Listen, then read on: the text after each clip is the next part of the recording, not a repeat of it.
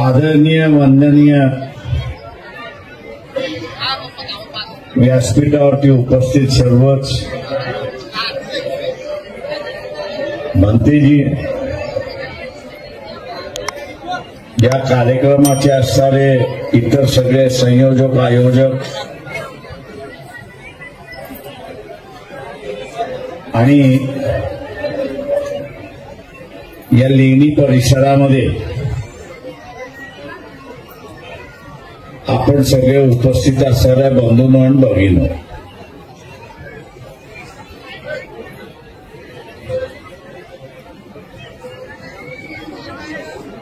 ज्याला समाज व्यवस्थेमध्ये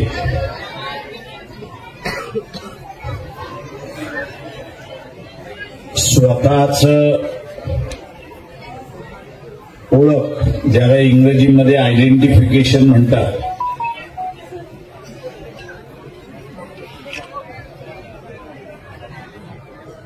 हे आपण आज ह्या लेण्याच्या ठिकाणी येऊन दाखवून दिलेलं आहे. परंतु उपस्थिती ही जशी महत्वाची आहे, तशीच या लेण्यांच्या पाठीमागचा असणारा जो विचार आहे,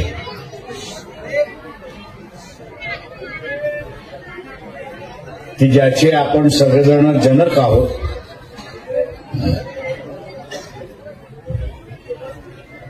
त्याचा पुरस्कार करणं,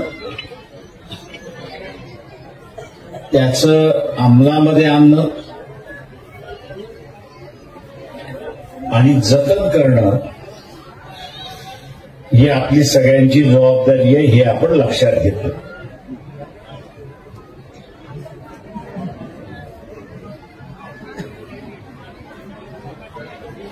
हा जो वेगळेपणा आपण उभा केलेला आहे, हा समाजाला आणि देशाला उपयोगात आहे, हे आपण असं लक्षात घेतलं पाहिजे. आपण नेहमीच म्हणतो की आम्ही असणारा हजारो वर्ष गुलामीमध्ये राहिलो. तशाच रीतीने हा देश सुद्धा गुलामीमध्ये राहिला, अशी असणारी परिस्थिती आहे. म्हणजे देश सुद्धा गुलाम आणि ती देशातली माणसं सुद्धा गुलाम, अशी असणारी परिस्थिती. देशातला जो असणारा शूद्र होता, अतिशूद्र होता, तो इथल्या समाज व्यवस्थेचा गुलाम होता.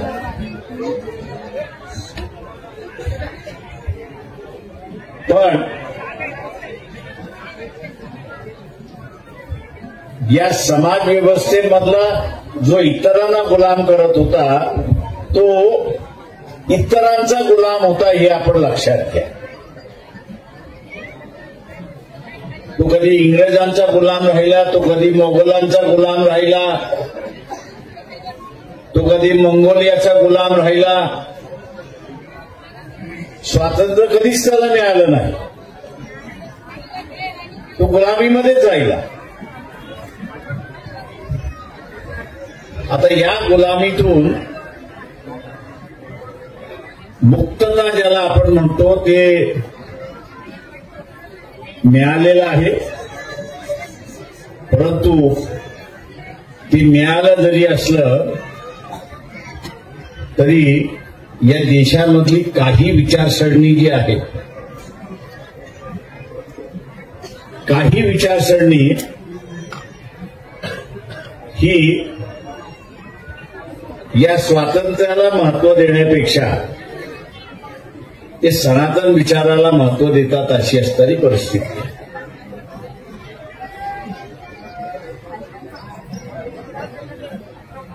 देशाचं स्वातंत्र्य म्हटलं की त्याची सीमा आहे. देशाचं स्वातंत्र्य म्हटलं की सीमा आहे. पण सनातन विचारसरणी आपण म्हटली तर ती सीमा नाही. हेलो लेनी थे आणि ती सीमा नसल्यामुळे खुद लेने लगे. संरक्षण कोणाचं करायचं? भाषण ऐकते मी भाषण. सीमा नसल्यामुळे संरक्षण कोणाचं करायचं? हा? हा इथला सगळ्यात मोठा प्रश्न आहे, हे आपण लक्षात घ्या. मी जे म्हणालो की आपला असणारा एक वेगळेपण आहे, ते वेगळेपण विचाराने दाखवावं, आचाराने दाखवावं लागतं आणि ते मांडणीमध्ये दाखवावं.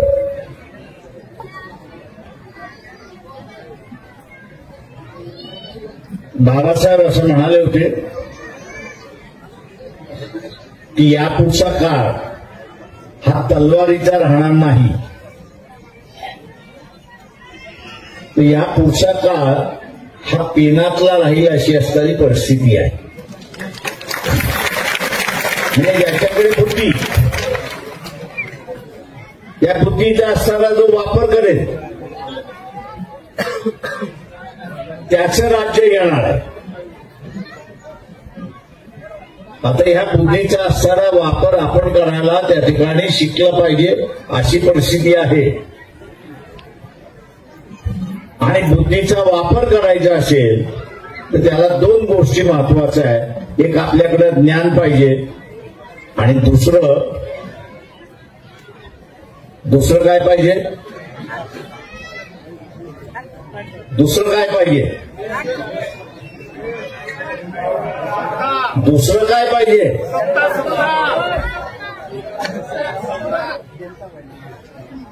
हिम्मत पाहिजे. जे ज्ञान आहे ते मांडायची हिम्मत नसेल, जे ज्ञान आहे ते मांडायची हिम्मत नसेल तर त्या ज्ञानाचा उपयोग काय? त्या ज्ञानाचा काहीच उपयोग नाही अशी परिस्थिती. आणि म्हणून हिम्मत ही सगळ्यात महत्वाची. हिम्मत ही सगळ्यात महत्वाची. ती हिम्मत आली तर सत्ता, ती हिम्मत आली तर ती सत्ता आली, आणि सत्ता आली की मग समाज व्यवस्थेमध्ये काय पेरायचं,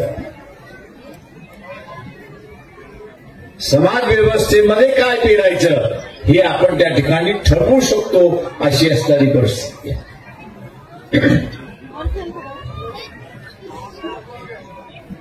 आणि म्हणून ज्ञान आणि हिम्मत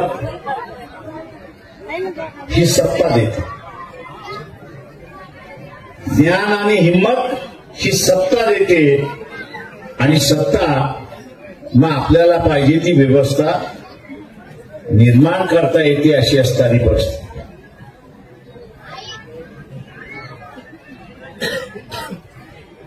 आणि म्हणून एक वैशिष्ट्य आपण बाबासाहेबांचं बघितलं, सत्ता कधीच नव्हती, सत्ता कधीच नव्हती. पण अफाट बुद्धिमत्तेच्या जोरावरती या देशाचा अजेंडा काय असला पाहिजे, अफाट बुद्धिमत्तेच्या जोरावरती या देशाचा अजेंडा काय असला पाहिजे हा त्यांनी लिहिला. आणि त्यांच्या कालावधीमध्ये तो अवतीभोवती त्या ठिकाणी फिरत राहिला. तो अवतीभोवती फिरत राहिला आणि तो अवतीभोवती फिरत राहिल्यामुळे समाज व्यवस्थेला स्वतःला बदलावं लागलं. ही परिस्थिती आहे, हे आपण लक्षात घ्या. आज आपल्यावरती सुद्धा तीच जबाबदारी आहे. आज या ठिकाणी लिहिण्यानं येऊन आपण काय दाखवून दिलं? आज आपण सरळ लेण्यांच्या ठिकाणी उपस्थित आहोत. आपण काय दाखवून दिलं?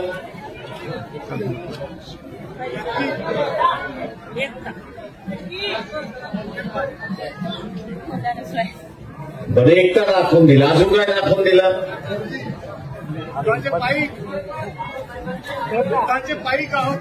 आणि बुद्धाचे पायी. आता आम्ही बुद्धाचे पायिक आहोत, तसं बुद्धाच्या विचाराचे पायिक आहोत हे दाखवणं गरजेचं आहे.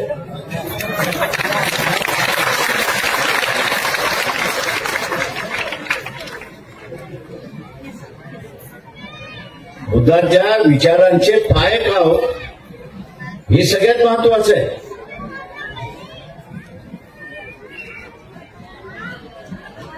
आणि हे सगळ्यात महत्वाचं असेल तर बुद्धाने पहिल्यांदा काय शिकवलं? बुद्धाने पहिल्यांदा काय शिकवलं? बुद्धाने पहिल्यांदा काय शिकवलं?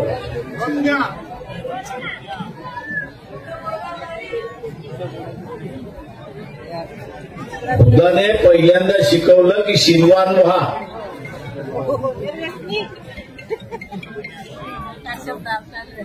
बुद्धाने पहिल्यांदा शिकवलं की शीलवान व्हा.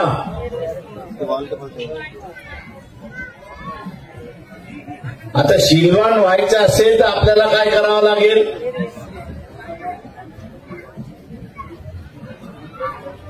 शीलवान व्हायचं असेल तर आपल्याला काय करावं लागेल?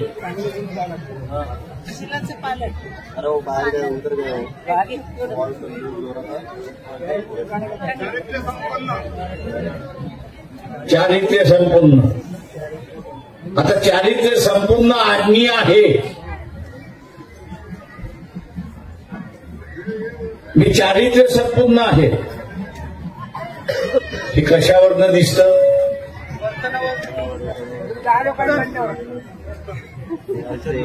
आचरणावरनं दिसतं, वर्तनातून दिसतं. आता किती जणांचं चारित्र्य वर्तनातून आणि आचरणातून शीलवान आहे त्याने हात वरती करा.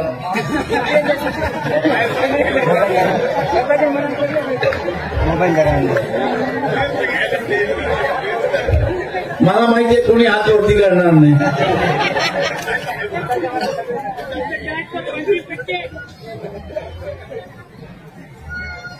हात वरती करणार नाही. आणि त्याचं सगळ्यात कारण की आता इलेक्शन येतंय. तिथं शिलही गेलं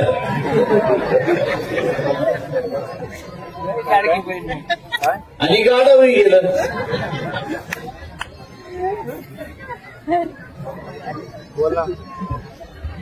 ज्याचं शील आहे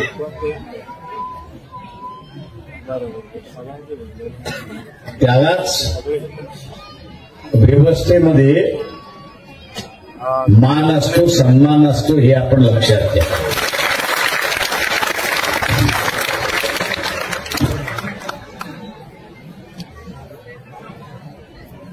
त्याला मान असतो, सन्मान असतो,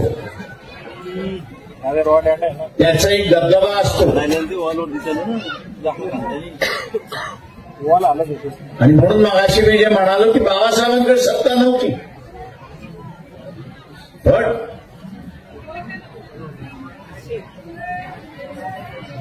जो अनुयायी होता त्यावेळेस, बाबासाहेबांबरोबर जो अनुयायी होता तो बुद्धिमान होता आणि तो शीलवान होता. तो बुद्धिमान होता आणि शीलवान होता. आणि बुद्धिमान आणि शीलवान असल्यामुळे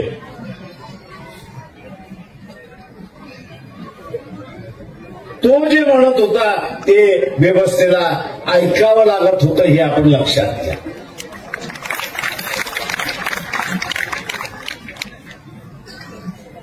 ते ऐकावं लागत होतं.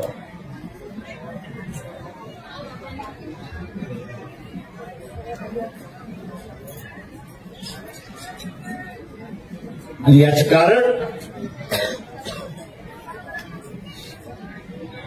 की ज्याचं शीलवान आहे आणि बुद्धिमान आहे त्याचा एक दृढ निश्चय असतो. त्याने एक निश्चय केलेला असतो.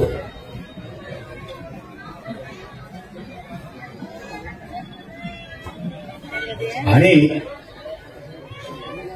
त्या निश्चयाच्या बरोबर म्हणा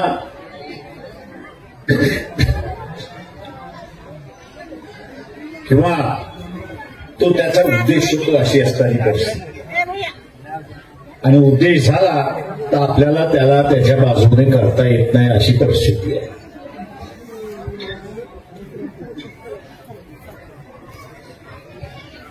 आणि म्हणून तो एक कमिटेड सोल्जर ज्याला म्हणतो नाही, तो एक कमिटेड सोल्जर होतो अशी परिस्थिती आहे.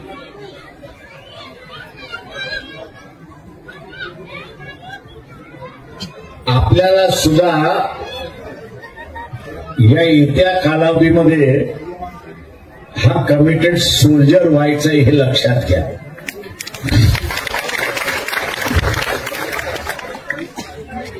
बंतेजीने आपल्याला असणारा या 25 एकरच्या लढा किती चाललाय हे आपल्याला सांगितलं.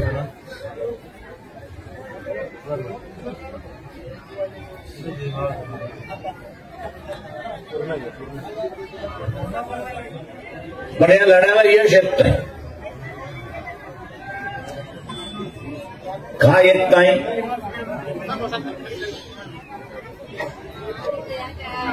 तर त्याला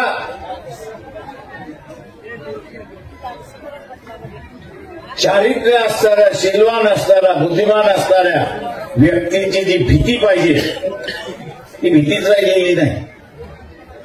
का भीती राहिलेली नाही?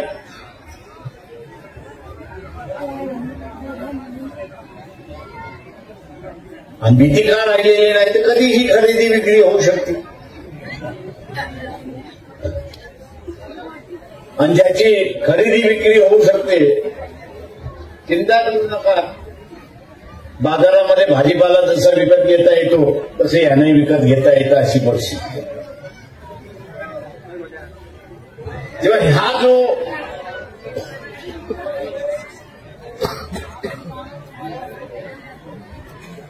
थपका ज्याला आपण म्हणू हा आपण धुवून काढला पाहिजे. हा आपण आता धुवून काढला आणि ते धुवून काढायचं असेल तर मी कुठल्याही प्रबोधनाला बळी पडणार नाही. हे जगाला आश्वासन देण्याची गरज नाही. हे जगाला आश्वासन देण्याची गरज नाही तर स्वतःलाच आश्वासन दिलं पाहिजे की मी जी काही प्रबोधनं आली त्याला मी अजिबात बळी पडणार नाही. मी एक शीलवान, चारित्र्यवान माझं आयुष्य जगणार आहे हे आपण त्या ठिकाणी ठरवलं पाहिजे. मित्रो, संधी या वारंवार येत नाही.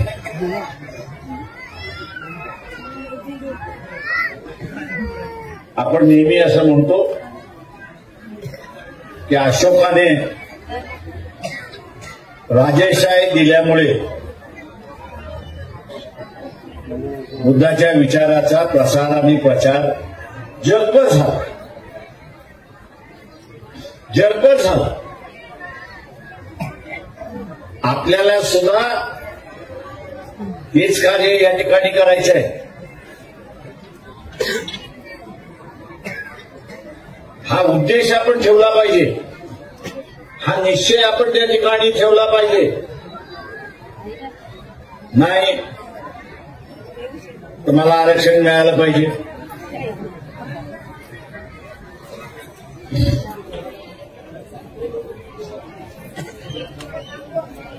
नाही तर मला तंबाखूच केलं पाहिजे.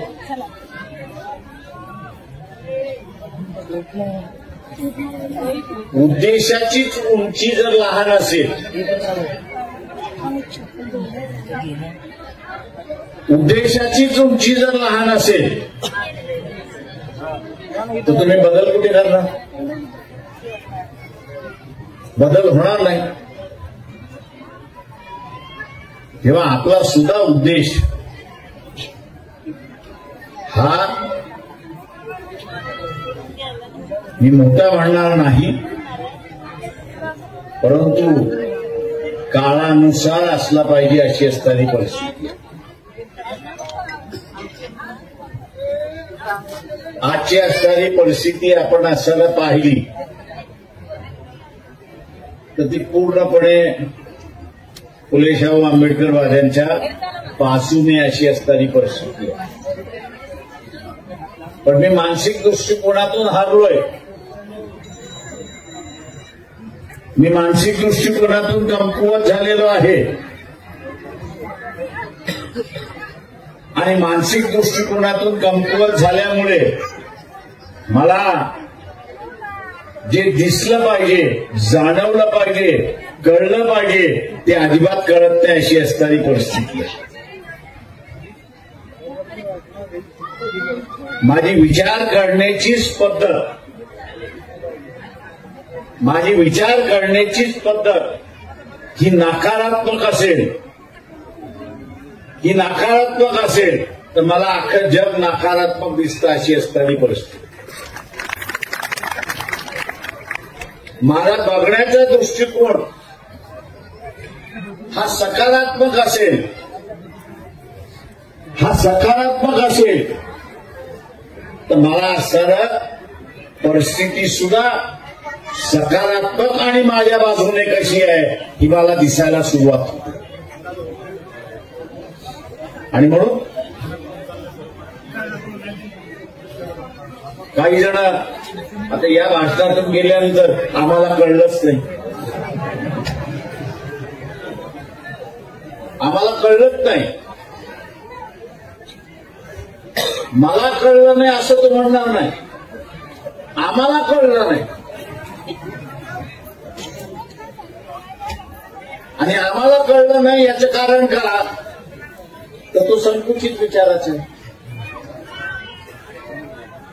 तो पूर्णपणे संकुचित विचाराचा आहे आणि संकुचित विचाराचा असल्यामुळे त्याला सकारात्मक दिसणार नाही, त्याला सकारात्मक त्या ठिकाणी दिसणार नाही अशी असणारी परिस्थिती आहे. आणि म्हणून मित्रो, आत्ताचा असणारा हा कालखंड जो आहे तो बुद्धिमत्तेचा कालखंड आहे. तुम्हाला स्वतःची बाजू मांडता आली पाहिजे.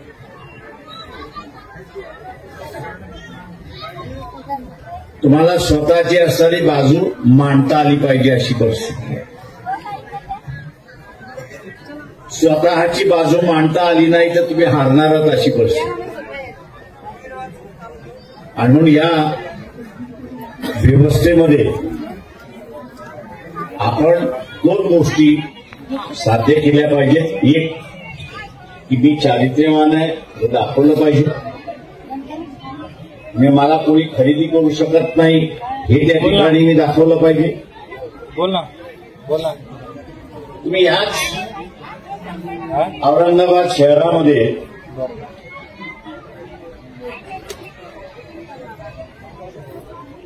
आज जेवढे जमले तेवढीच ताकद त्या मतदान पेटीमध्ये पडली. भंतीजीला कुठं जाण्याची गरज नाही,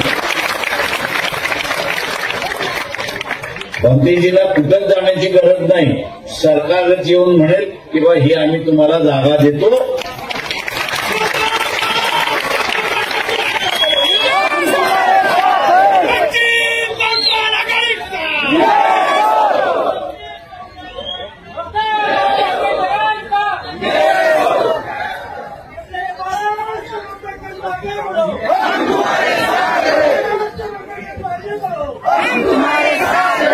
म्हणून मी म्हणालो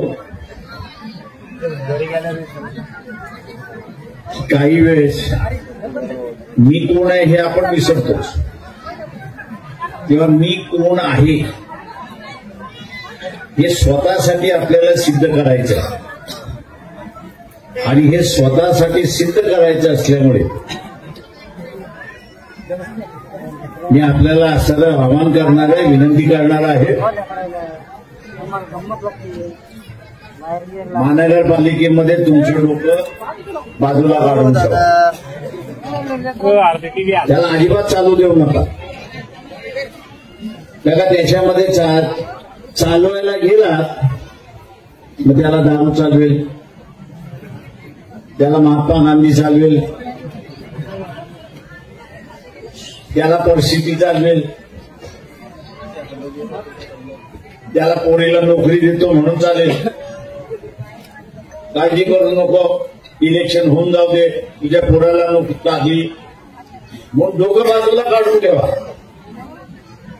चालूच देऊ नका. यावेळेस एकच उद्देश की शासनाकडून ही जागा आपल्याला मिळाली पाहिजे.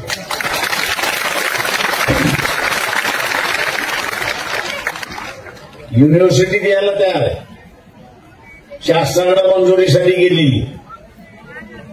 उद्देश एकच,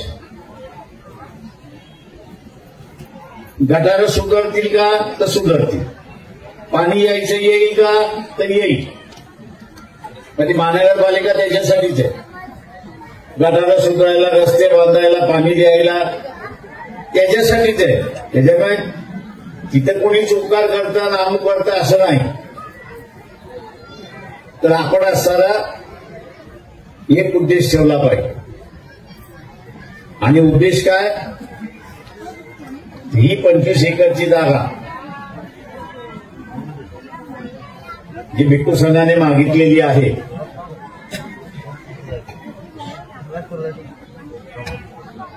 ती आम्ही मिळवणारच, हा आपला ठाम निश्चय असला पाहिजे. काय निश्चय असला पाहिजे, काय निश्चय असला पाहिजे, ही जागा मिळाली पाहिजे. काय निश्चय असला पाहिजे, काय निश्चय असला पाहिजे, जागा मिळाली पाहिजे. काय निश्चय असला पाहिजे. आणि त्यासाठी काय करावं लागेल, कोणाला नाही ते इथं बोला ना, तिथं काँग्रेसला द्या. काय राहुल गांधीची, राजीव गांधीची आई मेली, बाप मेला, चुलता मेला, अमुक मेला, सगळेच मेले. जेव्हा मलाही सांगावं लागलं होतं, पहिले इलेक्शन ज्यावेळेस लढलो त्यावेळेस माय तो पोरगा एकटा पडला, तर मला सांगावं लागलं बाई 10 गावं आहेत, त्या 10 गावामध्ये कुठली माय एकटी पडली नाही जरा बघून घ्या, आणि असेल तर तिला घेऊन या माझ्याकडे.